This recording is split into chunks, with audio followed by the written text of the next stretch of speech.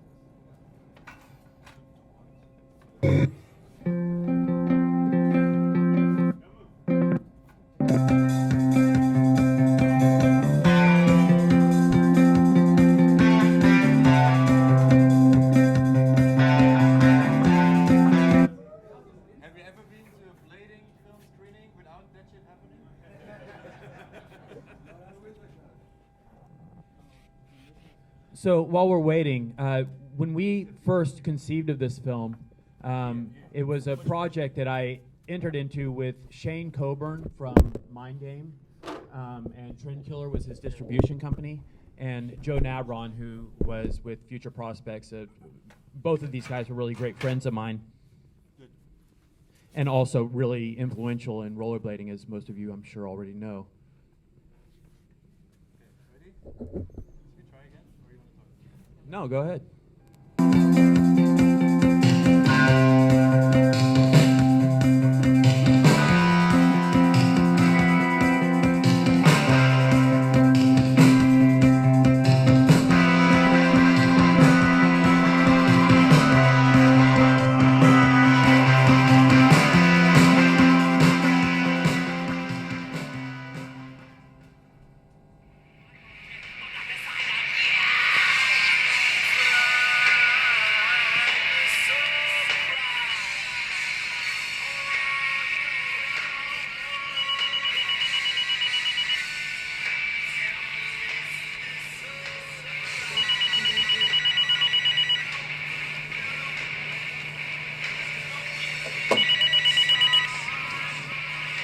Hello? Jock, what's going on? I'm just waking up. Yeah, I can hook you up. Alright. Yeah, be there tonight. Alright. Bye. Wait, so pause it here for a second. Sorry. So what I have here, as I knew that we were going to do this talk, I went through and I looked through my garage, dug up some old boxes, and I found a whole bunch of interesting mementos and things associated with the movie, including the original script. I found the scripts that we actually used. People have asked me before, because it says written and directed, but it's a skate video, but we actually made a script for this thing. We actually, because we did it with Shane Coburn, who was really great with time management and setting things up, we had like a production shoot. We had days that we scheduled to go out and get certain things done. We had a little budget to buy some of the props. But I was blown away when I found the script because, you know, over the years, you totally forget that there ever was even a script or what it looked like or how much resemblance it had to the actual video. But when I read it, I mean, it's almost like word for word exactly what's happening here. I'm just going to read you the intro just really quickly so you can see kind of how it developed. But it's Brian. It's scene one is Brian Shima in the morning. Interior day, Shima's house. Camera starts under Shima's bed.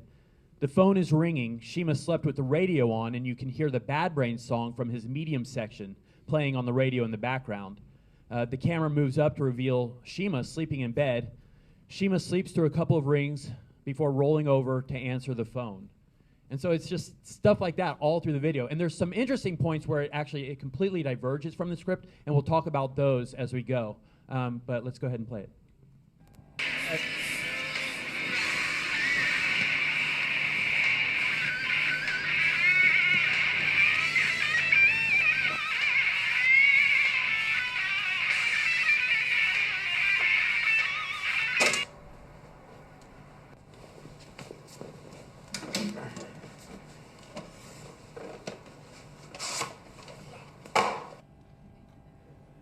I'll try not to do this too much, but this is an important one. So the video that, because I don't know how many people ever got this. I don't think anybody ever got it, but it was important to me when we made the thing. Because around the time when we made this, Joe was finishing up another video that he just made called Future of Rollerblading 2.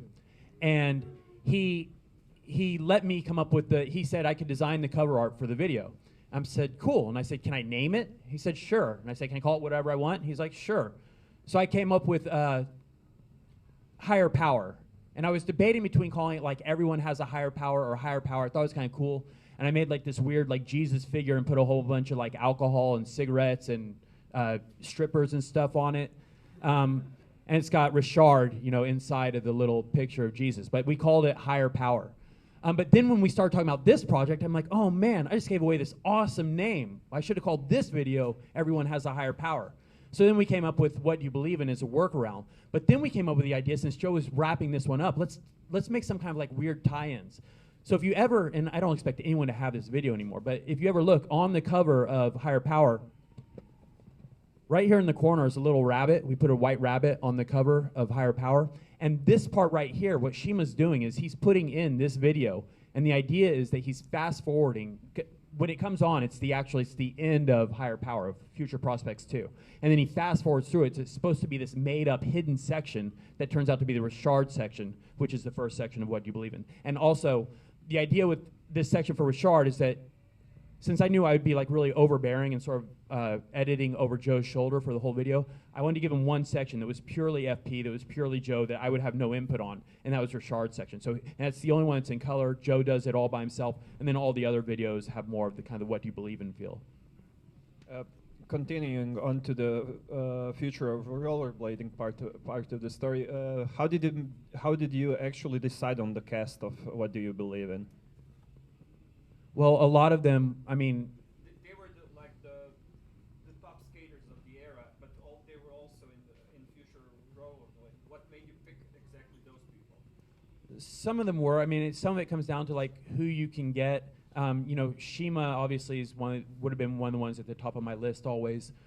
Richard is very close to the Future Prospects family, so that was a no-brainer. And we, you know, when building a video, it's kind of like sometimes when you have these comic book superhero teams, like you try to fill sort of different categories. You need, every superhero team has like the Thing or the Hulk. They all have the one big tough guy. They all have like the charismatic leader. So we're trying to fill like kind of like the street angle, the hip hop angle, the rock angle, you know, all those things.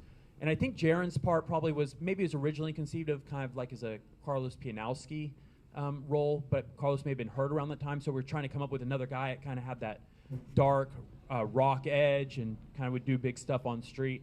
So that's it.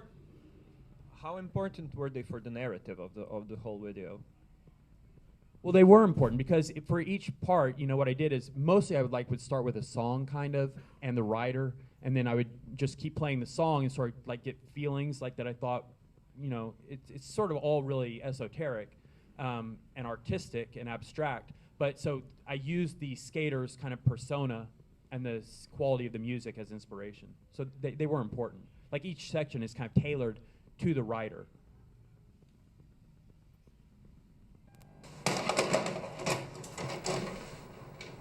October 14th. And 2 other events. I'll take you and I'll hook you in handcuffs and have a Russian cop take you over for trespass. You have kids?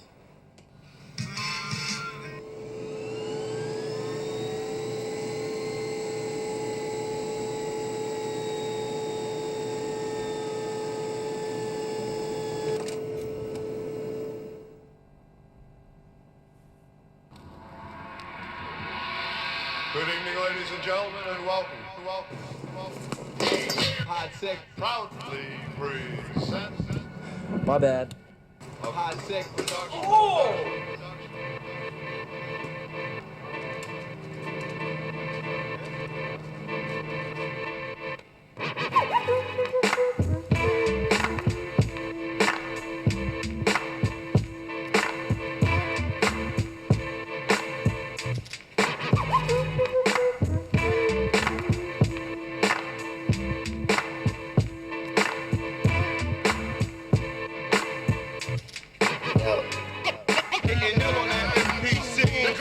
Hot Sick. You ain't ready yet. I make bitch each and every day. No matter the place, no matter the time. But anyway, I thought y'all knew. DJ Hot Sick. Don't stop. The more emotion I put into it, the harder I rock. Don't get me started. I can go on for days. No question. Class now is in session. This is Rashard Johnson. Faggot ass nigga. See what I'm saying? That nigga has to, he's a little crumb snatcher. He has to hit a nigga when he ain't looking because he know he get whooped. And if you don't do it, 1, 2, y'all.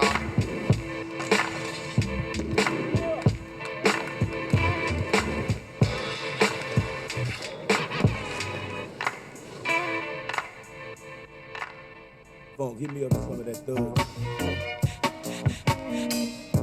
Yeah, that's like that. Hit him in the chest with it. One time again in the head. But Buddy Roll, y'all. Check it out. I don't know what this world's gonna bring, but I know one thing, that this is the life for me. Baby, cause I'm a thug. All day, every day, Baby, cause I'm a thug. wouldn't change for the world. Cause I'm a thug. That's right, you heard. Baby, cause I'm a thug. I'm hot, oh yeah. Check it out. Could it be my bag of jeans and my gold teeth that make me different from y'all? Ain't tripping, dog. But listen, dog, I was raised a little different, y'all. Doing my thing. Using my ghetto slang and I'm representing thugs. Niggas who I roll with, watch them niggas that gon' love this. Niggas who I don't bun, on the run, they got 10 years on parole. You can't say it, dog. I'ma say it for y'all. Motherfuck the popos. Fuck the judge, the COs. Fuck the DA and POs. Fuck the family of the victim, witness, and stitching assholes. Nigga. I don't know what this world's gonna bring, but I know one thing, that this is the life for me. Baby, cause I'm a thug. All day, every day, Baby, cause I'm a thug. wouldn't change for the world.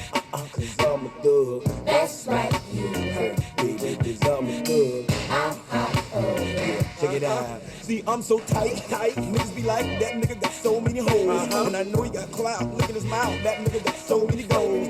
Tell a nigga hoes. It's something up with that nigga. Bitch, I've been.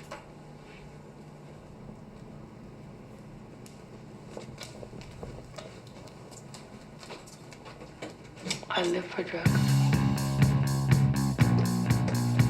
It's great. It's great. I live for drugs. It's great.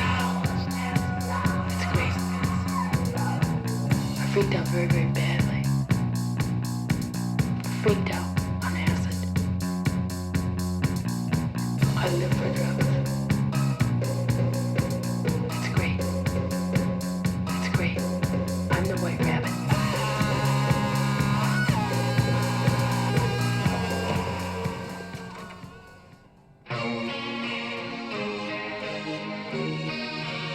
All right, let's pause it for a second. So we're about to go into Shima's section. One of the other interesting things that I found when I was going through all this stuff, and I couldn't believe it. I can't believe I kept some of this stuff.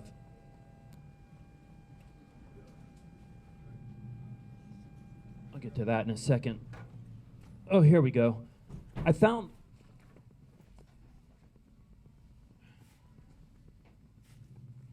all the art, all the stencils we used. Hold that. Oh my God.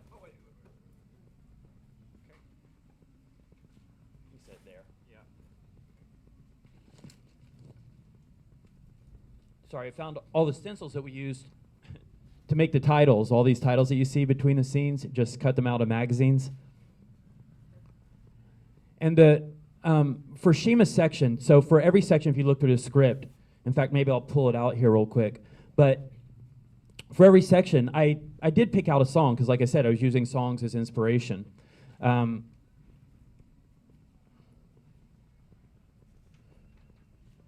me get to his part. So in the script here, it says, "Sweet Child of Mine," Guns N' Roses, which obviously this is not, "Sweet Child of Mine."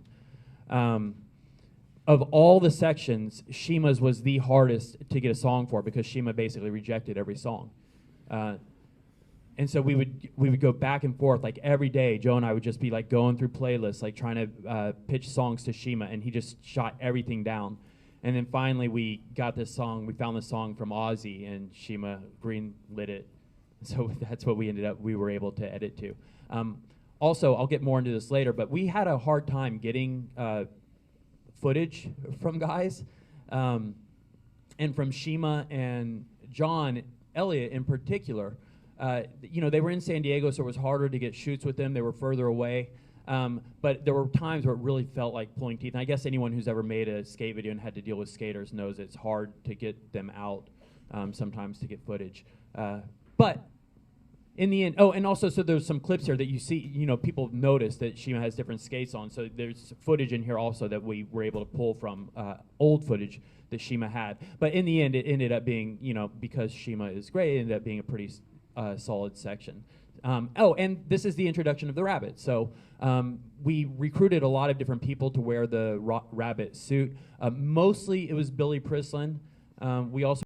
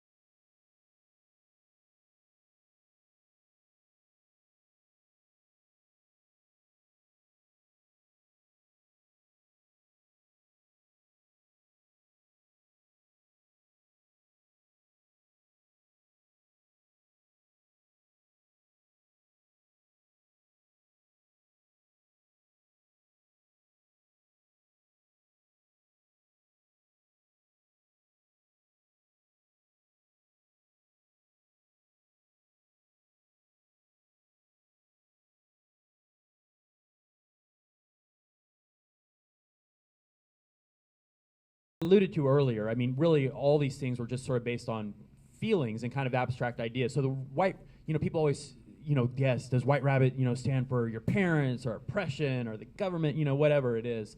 Is it skateboarders? And it's, it was not meant or was not conceived as anything literal. Abstract art or good art really is sort of exists in the eye of the beholder, and it's like it's the space that fills up the area between whatever the artist produces and however the viewer receives it. It's intended to be interpreted. It's not intended to be a direct one-to-one communication.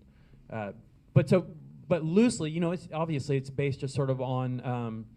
It's something that follows him. It's something I just don't really have very concrete thoughts on it. In fact, we talked a lot about it with Drew for Life Plus, if anyone ever saw that. But if you want to hear more about that conversation, I know we put a lot of that on film for one of the old Life Plus sections. But so let's talk about Josh Petty next. So in the script, and I'm not going to read it, but the biggest difference between the script and the video, because the video follows the script pretty closely, except for Josh Petty's part.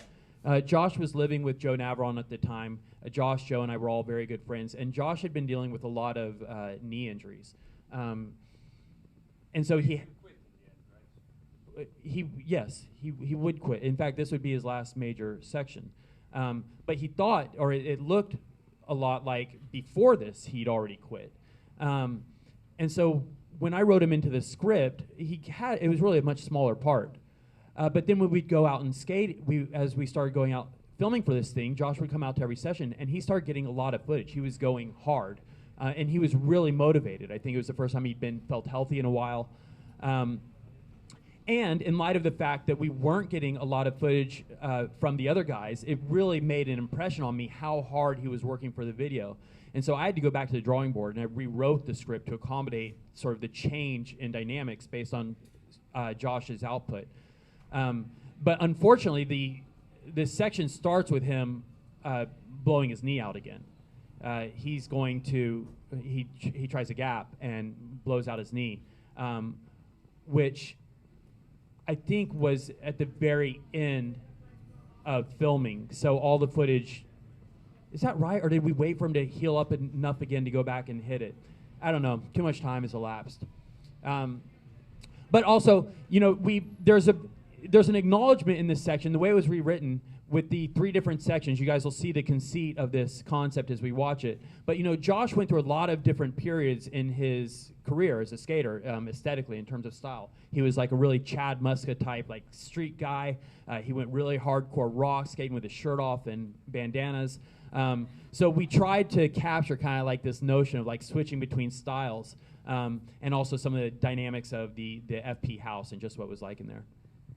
I think pretty much everybody still remembers the quote from the FP house. Aaron and I was skating to Black Sabbath while you're still rolling around in a fucking helmet or something like that, and I think it pretty much captured the aesthetic of the whole section.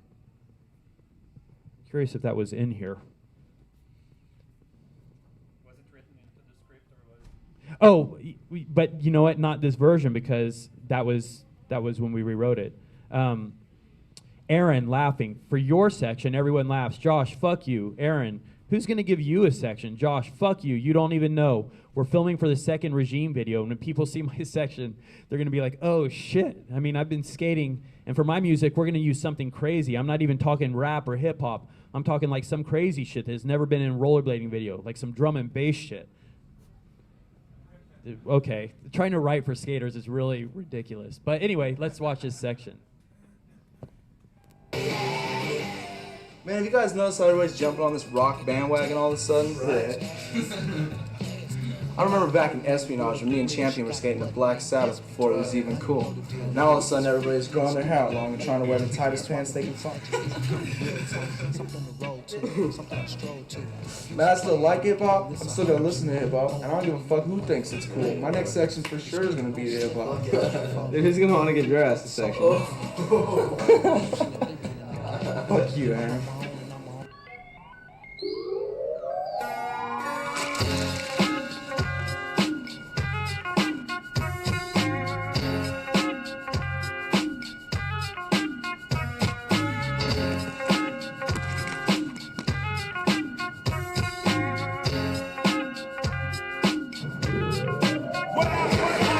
Six straight down to the street, scraping the concrete is funky. When you add a subject in the predicate, Jazz Dillon, the #1 veteran, dog pound gangster, the artist and the set. Diggy Dad's a bus, I ain't had enough. The first to bust to fuck you up and dump and won't give a fuck. I told you once again, bitches, dads and corrupt. Flash, blast, crash, boom, batter, and bash. Run until you suck just like a head on clash. Just ain't back in the days you get tossed and sprayed. One sucker dead on the top front page, cause the dog pound gangsters always hard. You come talking the trash and we'll pull your car. We be giving it up, ripping and flipping you up. We're corrupt with Fred Rap, we be giving it up. Hard yeah.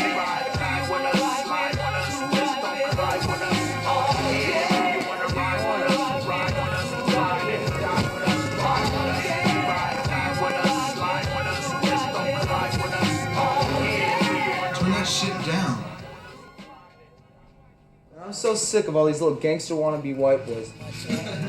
I swear, if I have to see one more section with some kid from the Midwest sagging his pants, wearing a bandana around his head, I swear I'm just gonna fucking shoot myself.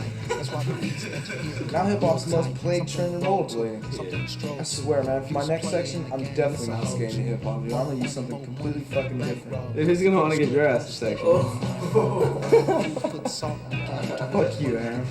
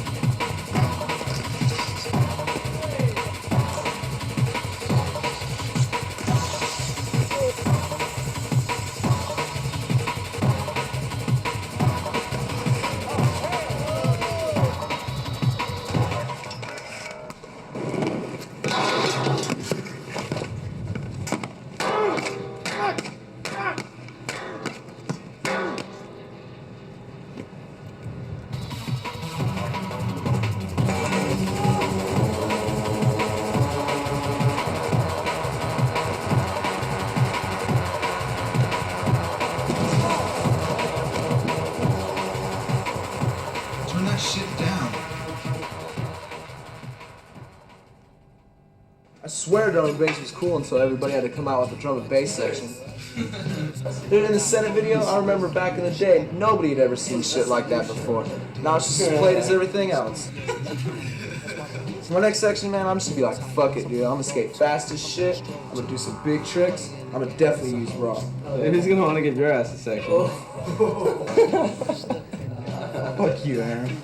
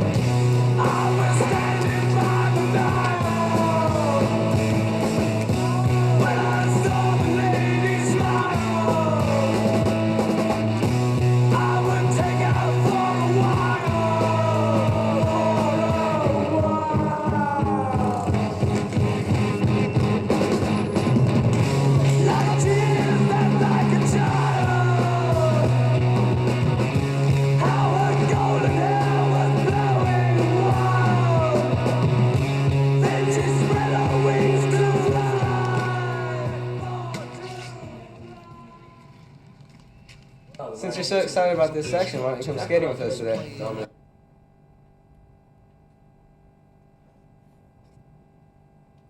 So this is Aaron Feinberg, obviously. These are all the guys in the FP house. And there was there's an idea, I don't know where we're at yet, but all these guys go out skating and they're going to come back and they talk about, oh, you should have been there, you should have seen it. Aaron Feinberg did this cool trick or whatever, he jumped on a rail. And that was that was just a kernel of an idea. It was supposed to be like a friends section. They were going to talk about what they did when they went out, and you were going to see clips from Shane Scour and like all the different Kevin Gillen, all the different guys in the house that didn't necessarily have sections in the video, but we weren't able to pull that off in the end. You just see a sort of a hint of that original idea in the one trick we showed from Aaron. Also, I noticed in the script, I was floored by this when I saw it. At the very end of the movie, it says, hold this for a second, see what it says there? Scene 10, after everything's over, it says, secret section of Aaron, with a question mark, which obviously we didn't do, but Brain Fear Gone did it to good effect. So it's all right, it worked out in the end. But we've also got, when in Josh Petty's part, at the beginning of every one of his little mini sections, he was tearing down the flyer. It said, "Have you seen my bunny?" Which is something that we'll come back to at the end because he ends up with the bunny. He finds it, and we got a real live bunny for this. I mean, that to me is kind of insane. That it's one thing to get props and to rent a bunny suit, but the fact that we got a live bunny and we're like shooting these scenes with it and it somehow pulled it all off. In fact, there's some things in here when I read them in the script, they're like kind of ambitious. The idea of throwing the skates into the pool and the bunny's got to be like by the pool. The fact that we were able to pull that stuff off with, just skaters, no budget, no nothing, just sort of trying to make stuff happen. But it's that real DIY attitude. Did you eat the bunny? So the bunny after the movie lived with Josh Petty and his girlfriend, Megan. They kept the bunny. Jim Beam, they named it, and they kept the bunny for a long time. But let's go ahead and see what's going on here. Told you I can't. I'm waiting for Shima. You're waiting for Shima? There's more to making a section than choosing between a rap or a rock song. I hope if you're actually skating. Aaron, I've been making sections since you were skating around in a fucking helmet, alright? I just don't see how you're gonna make a section. I mean, you even own a pair of skates? A pair of skates? What the fuck? You know what, Aaron?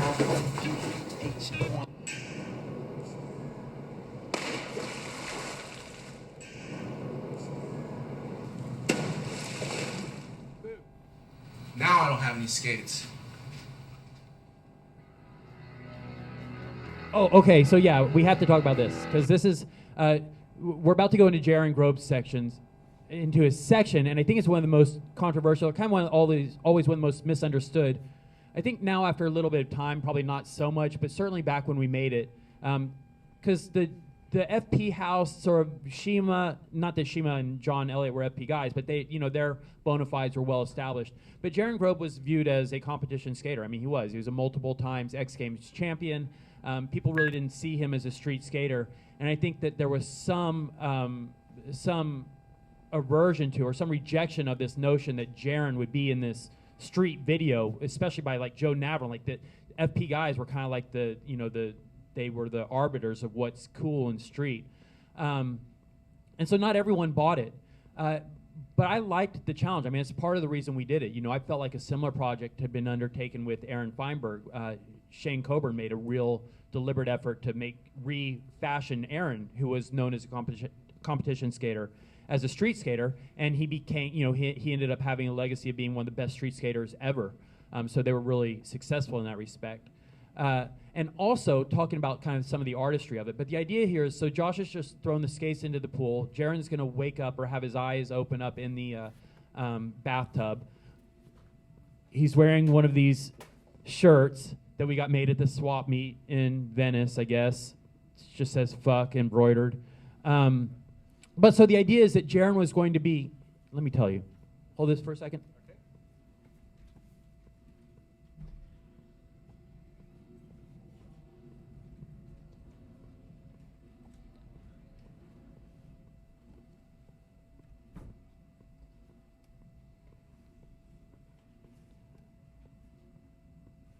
Okay, so interior Jaron's bathroom. Jaron, who is completely dressed in black, is lying submerged in a bathtub full of water. He is lying motionless and his eyes are closed. Jaron opens his eyes. Freeze frame, insert graphic, Jaron Grobe, cut to exterior day, skate spots, interior Jaron's bathroom. So Jaron's skating sequence. Music is more intense now, and here we go. Here was the idea. Jaron is soaking wet for his entire part. His shirt, his pants, his hair. He should always be completely drenched, like as if he just took a shower with all of his clothes on. and this is a really lame position to put Jaren in to even come up with this idea, but throughout Jaren's part, cut back to him in the bathroom. In the bathroom, Jaren has moved from the bathtub to the sink. He is putting on shaving cream to start shaving. In the skating sequences, Jaren should go to skate parks as well as street spots. No helmet at the parks. I can't believe we wrote all these details. He should always be drenched, and there should be some good shots of him falling. Back in the bathroom, Jaren is spraying, poor Jaren. Back in the bathroom, Jaren is spraying shaving cream into his hand. He does not stop spraying the shaving cream, even after it is spilling off of his hand. Jaren puts the shaving cream to his face and rubs it around. It covers his entire face. Cut to more skating. Throughout the skating sequence, keep going back to Jaren in the bathroom, applying more and more shaving cream all around his head. After a hard slam, I don't know if we did that, the final shot will be of Jaren staring at himself in the mirror. His head is completely covered in shaving cream, which he has shaped to look like a rabbit's head with 2 big rabbit ears. So we kind of tried to do this idea where we had Jaren soaking wet the whole time, but we didn't fully commit to it. So I ended up with a lot of comments after the video, like, why was Jaren like really sweaty? Why does he always have greasy hair? So it like just because, but so here's the thing. So we didn't, I told you about this DIY attitude and like us being able to pull off difficult stuff. Well, one of the hardest things it turns out to be able to pull off is having water, a lot of water whenever you need it at any skate spot. We bought this like big giant tub, and I think we just thought naively, well, wherever, every place has water, we'll just, turn on a spigot somewhere. But that's not true. You don't just show up at a school and like turn on a hose and fill up a tub. So he's tried to like buy lots of water bottles, but there's really a lot less water in a water bottle than you think. It takes a lot of water to fill up a tub, at least enough to get a guy soaking wet. So we kind of did it. We didn't fully commit to it, and so you end up with this half-baked idea of him being soaking wet. And also, talking about the shaving cream idea, so that's another thing that had to be figured out, because once you cover his head full of shaving cream, and you have to figure out how to get the ears and all that stuff, but also he's not going to be able to breathe for a while. So we had to time it, so once we got that final thing all set up with the ears and him fully covered, we had to get the shot. I think maybe we did the straws and then, I don't know. Yeah. I think this whole section really needs reevaluation, because when it came out, it was really, really controversial, not only in terms of him being put together with other legitimate street skaters, so to call them, but also the pretty much everybody, when the video came out, was like, what the hell was up with those boards in pretty much every, but I think the skating actually stood up with the test of time. I do want to say something. You're right, that's an important point, because the plywood was also part of what made it controversial, because here's this idea, this park skater that we're taking to street spots, and like, oh, he has to turn the street spots into a park course. You have to, put the ramps everywhere, which is kind of was the idea. We wanted to sort of make the street spots different, but it wasn't like you were making street spots easier. We were putting the plywood in places like to do things that you couldn't do normally. It was just sort of changing the way you approach the street spots. And some of the things he did was really dangerous. I don't know if people fully appreciate how hard some of those things he did was. But let's take a look at it and reevaluate it with new eyes.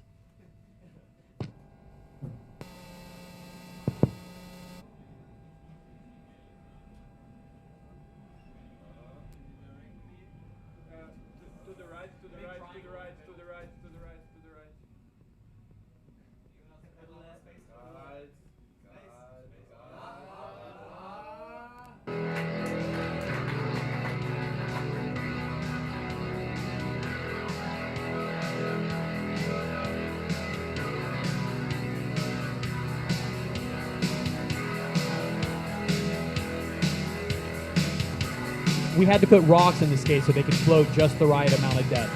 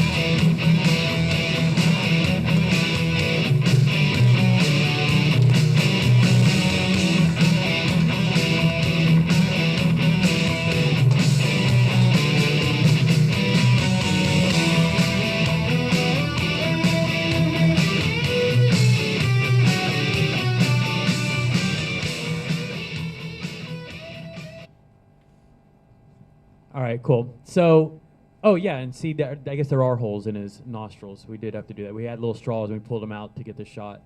Jaron was a real trooper to put up with this section, and I think it's really cool. And one last thing I should say about Jaron, I mean, because I guess everything works out in the wash. In the end, you find out like all you need to know about a person. Jaron to this day skates every day. You know, he's still making a living skating by doing these shows. He posts all the time for anybody that follows. I mean, he loves what he does. He takes his kid out to his skate park with him all the time. So Jaron, I love Jaron a lot, and I think that it's clear that he loves rollerblading a lot. So I always think it's unfortunate how people misjudged him so much back in the day. But I hope people can be more appreciative of Jaron's passion and genuine love for skating. Okay, so now we're moving on to the climax, which is John Elliott's part, and which was. Why was he chosen for the end? I don't know. I think, I mean, it must have to do with the conceit of the bit, his section. I mean, it was John's section is the most intensive part in terms of setup and props and like design. It's the one where we use all the posters. In fact, maybe it's because of the Mind Game video. So I've said it before, but his entire section was inspired by one shot in a Mind Game video. I forget which one. But he's skating up to do a trick, and someone throws a stack of papers at him, like hits him in the chest. And I always thought it was so bizarre and random and weird. But then I thought, but it really inspired this idea to turn base a whole section on that. And so we came up with the flyers. So we had to come up with like props for all these guys. We made like these trooper characters, and they had like "What do you believe in" patches on their jackets. And some of the stuff I found. Yeah. Like we made these armbands just like with bleach, like bleached little rabbits, and we tied these around the guys' arms. We went and bought gas masks for some of the guys, and like they wore bandanas. And I also found, this is incredible, I guess because we wanted to be good citizens. Here, I'll hold this for a second.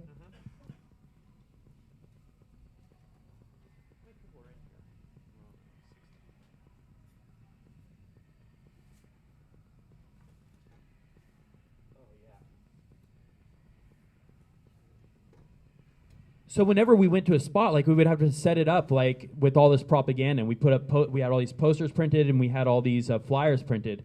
And so, but when we would leave the spot, we didn't want to just leave all the trash behind, so we'd take them down. And so you see, and I can't believe I've still got these, but we have all these like beat up printouts, and they're all different things. You know, they didn't all say the same thing. We had some that said, "What do you believe in?" That one's hold it up. That says "Pray." It's got the rabbit. We've got some that were just the cross. But so I don't know how many I have here, but I've just been holding on to these for all these years. But if we have enough, I'd like to give everyone in here that turned up for this thing. Y'all can take one of these.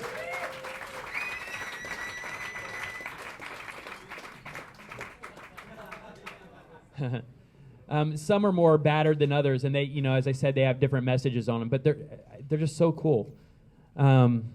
So that's the least I could do to show my appreciation, and also to acknowledge the fact that okay, help yourself. That we had to reorganize this thing. So thank you all for being accommodating.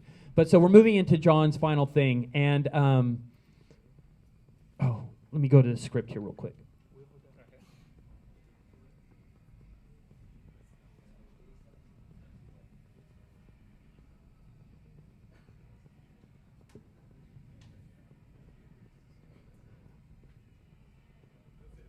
Okay, so exterior day. The scene opens on a series of flyers and posters which have been plastered guerrilla style to a wall outside. The posters and the flyers have appeared at many of the spots throughout the video, but this is the first good look at them. The posters and flyers are black and white and are done in the same style as the splatter image rabbit skull at the end of 4:2. Oh, so we actually put it in. I thought that we just made that up for this video. I didn't realize we actually got it in there. Sweet. The posters and flyers have images of the rabbit and different slogans. Everyone has a higher power. What do you believe in? God is everywhere. I don't think we made that. As the camera pans across the propaganda, it reveals 2 armed troopers dressed in black military fatigues with black gas masks putting up the posters. Oh, shoot. Listen to this. Sorry. Some of this stuff is like, I'm going along with you guys. The troopers carry super soaker water guns, which have been painted black, and they all have on Nazi-style armbands with a rabbit insignia instead of a swastika. Elliot skates past the white rabbit troopers and tears down one of the posters as he passes. Wow, sorry, some of that is surprising to me. You forget kind of where your head was at. I'm going to dip into something here really quickly if I can find it. But I also found some of this stuff. I found some of our original shoot schedules.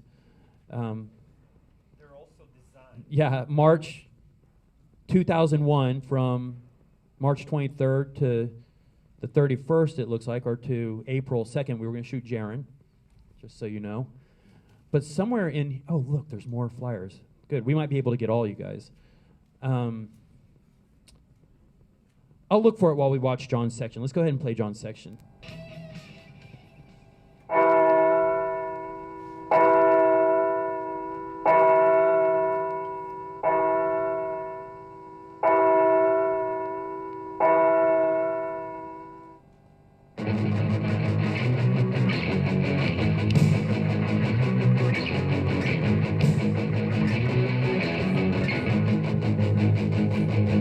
Let the day begin.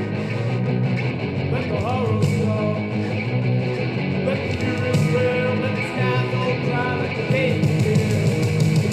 Let the fun begin. Let the world collide.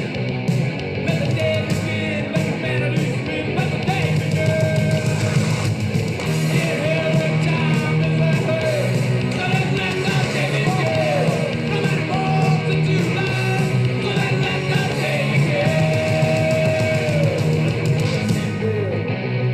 Let it stand on trial. Let it open up. Let the tide just flow. Let the day begin.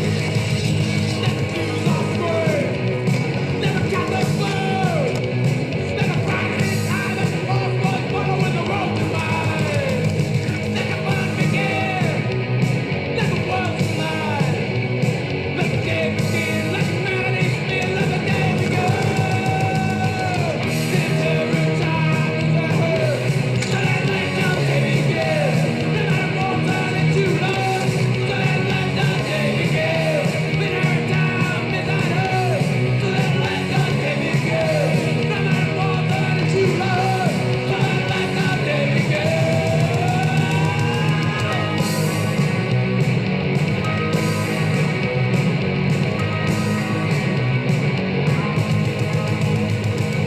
This every time is a hurt. So let's let the day begin. No matter what, it's too late. So let's let the day begin. It hurts and trips. Hurts and rape. Let's get that through. Let's feel of pain. Nothing gets to you. Let the day begin. Let the horror start. Let the fury swell. Let the sky go bright. Let the day begin. Every time is a hurt. So let's let the day begin. No matter what, it's too late. So let's let the day begin. Every time is a hurt. So let's let the day begin. No matter what, it's too late. So let's let the day begin.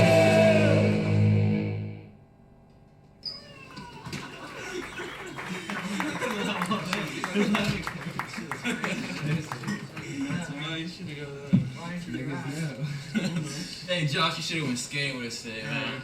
Aaron did the sick trick. Yeah, he jumped off this crazy wall, man, onto this rail and slid.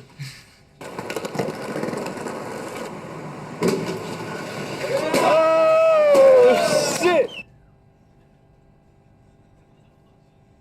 Hey, you guys didn't see Shiva, did you? Nah, he wasn't even there. Why do you got a rabbit, Josh? Aaron, I'm really not in the mood right now.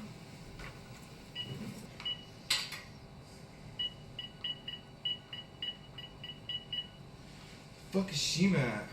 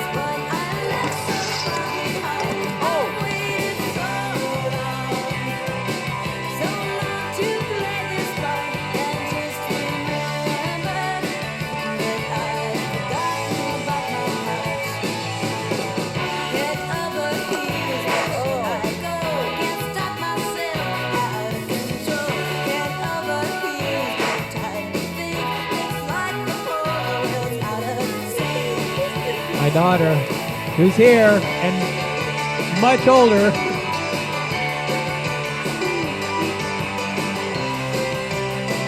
Oh, but pause it. Yeah, cool. I didn't want to pause it just to show you guys me doing a kink trail, but there's something else that's significant about this, starting with that last picture of my daughter.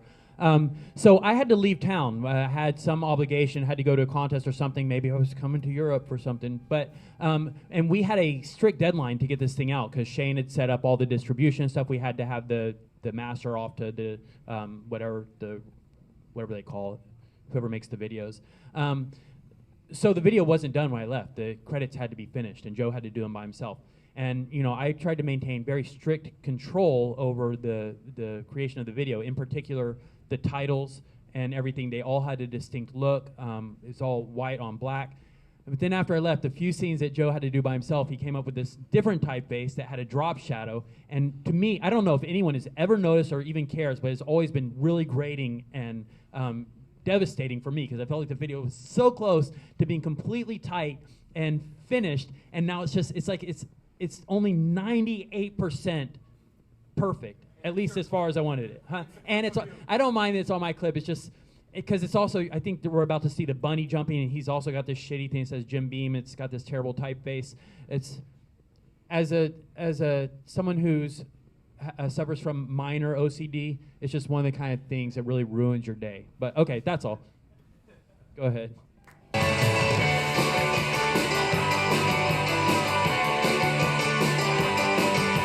No drop shadow, terrible.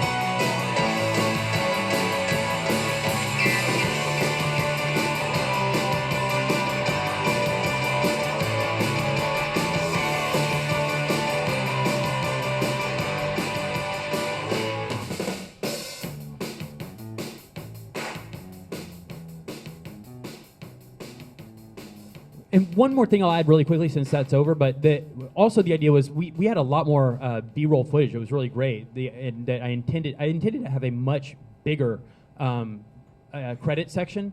But again, I had to leave and it didn't get done. But so there's the video. That's what we have.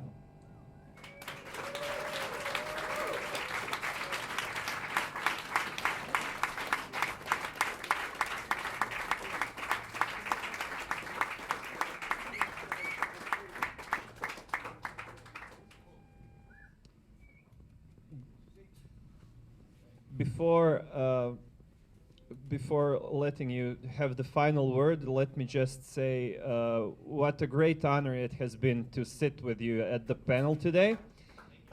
A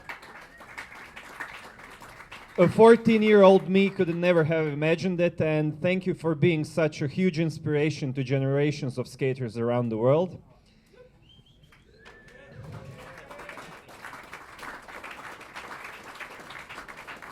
And now, well, ladies and gentlemen, Arlo Eisenberg and his final word on today's Q&A.